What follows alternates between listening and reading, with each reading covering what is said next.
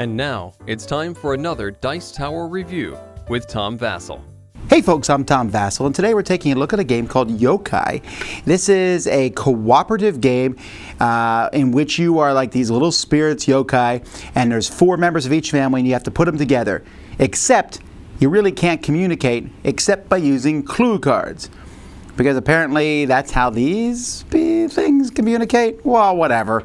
It's a cooperative game for 2 to 4 players trying to work together without knowing anything other than watching what the other person does. It's an interesting idea. Let's see how it plays out.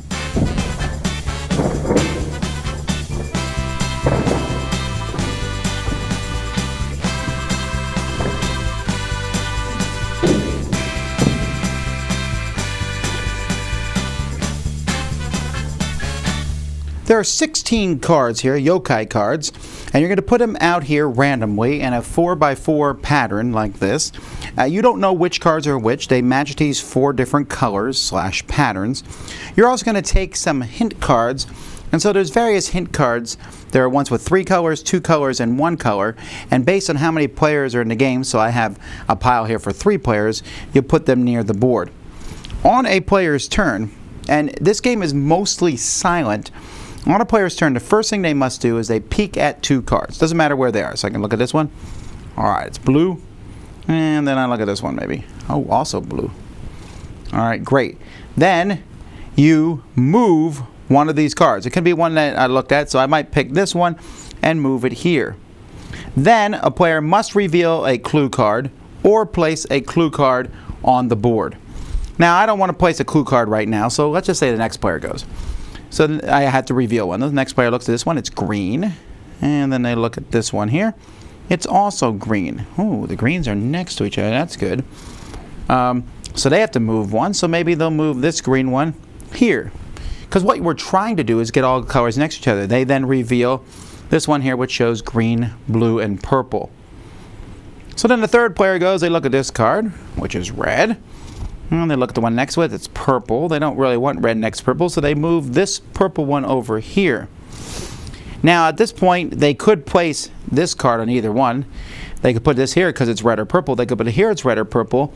But once you do that, it locks that card in place, and it has to be one of these 2 colors. So if I put this one here, I'm telling the other players, that is red or purple, guaranteed. Problem is there's not a whole lot of information out in the game. When you move these, you can pick one and move it from anywhere, any spot, but you can't move it so that it breaks the group into 2. You always have to at least have them touching orthogonally around the board. So players are going to continue to do this. Now you can see some of the clues when they show up. This one's pretty simple. If I have this one, I would put it here. Say, that's blue. And you've already seen me put this card here, so you know now that those are blue. And so later on, you might put a card that's 2 colors, like this blue and green over here. And then you're telling me, hey, this is green. I know it is, because if it was blue, you would have put it next to my blue. And so once the game is finished, you're going to turn over all the cards. So someone has to basically declare that the game is finished. And at that point, all the same color needs to be next to each other. Well, this is no good. But in this case, let's say the cards look like this. That would be legitimate because all the blues are next, all the greens are next to each other, all the purples and all the reds. You have to do that before you have to play all these cards. So you're going to turn one of those over or play it. If you do that, you will win the game. Then, of course, you can do a score, so hints that are wrong will make you lose points. And there's a little score thing here in the book to see if you've gotten it correct or not. Again, here's another example of a completed one. You think that's too easy? You can play with an infinity card which says that the blue must be next to the green. You flip one of these over. Those colors must be next to each other. Or at the end of the game, if you want to play really hard, your board must look like this. So you pick one of these cards and at the end the board must look like that. I've only beaten it a couple times the normal way. I'm not going to try any of this nonsense. But that's how you play. The cards themselves are really good quality. Has that linen finish on it, and it's nice that not only are they different colors, but they have different symbols, different backgrounds. Really easy to tell them apart. So, this is red, but it's also fire, and it also has a different background. There's not a ton of components in this game. It's just a small deck of cards that are put together in the box. Very, very simple. So that's good. The rules are pretty clear and easy to understand. So overall, the components are really good. Yokai is really interesting. It's first of all, it plays very differently with 2 through 4. I want to say it plays best at 2, I think, because you're kind of working together. You have fewer clue cards, but as you place these cards out, you have to watch everything the other person does. You have to watch the cards they pick up and put back.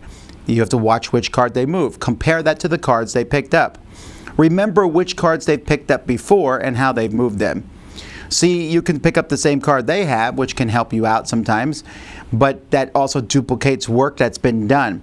And then watch where they put clue cards if they place them on the board. It really requires a mental, just this synchronization between minds. And with 4 minds, it becomes even more difficult, in my opinion, because you're doing that. And so one person can throw the whole thing off, really. So you got to make sure everyone's kind of on board. I'll say, if I put this here, you can't communicate, but you want to communicate sometimes. Like, come on, obviously if I put that there, you said that was blue. I put a card next to it, so obviously the card I put next to it is also blue. Now again, I think once you do know what you're doing and everyone kind of is in that zone and in that place, you will be able to go to the affinity cards and then finish those shapes at the end. I don't know that I love the game though. And by not loving the game, I don't know that I'm a huge fan of it. I don't know that I dislike it. I have a slight distaste for it, I think. Because the game is clever and I find it intriguing, but it's almost the kind of game where I'm like, okay, this is a fun solitaire game. What? I got to work with other people? And you can't really discuss your methodology to each other. And so you'll find in this game sometimes there's a little bit of yelling at the end as people are loud explaining, and this is why I made these moves.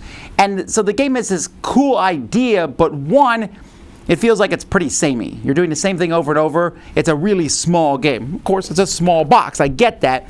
But I don't know that, I feel like I've explored it to my heart's content, and I don't know that I want to do more. And it also, again, a cooperative game is about working with other people. And this game definitely does cut out one of the bigger problems with cooperative games, the alpha gamer. But at the same time, I never really feel like we're working together. It feels like I'm trying to get people on the same page as me. So in some ways, this is similar to the popular game, The Mind, except The Mind is silly, light, and fun.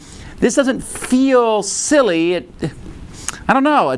This one's a hard one for me to explain why I'm not a huge fan of it. I just find it to be intriguing, but not something that I found to be fun. Some people might. The concept at first, I was like, oh, that's interesting. And then after the first game, I was like, all right, let's try this again. I get how it works. Everyone get how it works. Okay, we got it. And still, you have to kind of really be in a zone to get it right with everybody else. And it's almost like a lot of thinking for a little game. Oh, it's pretty. And you know what? Even though I'm not a fan of it, I bet a lot of people will find this one to be intriguing and fascinating and fun. That's Yokai. Dice Tower Judgment, clever, just not fun for me.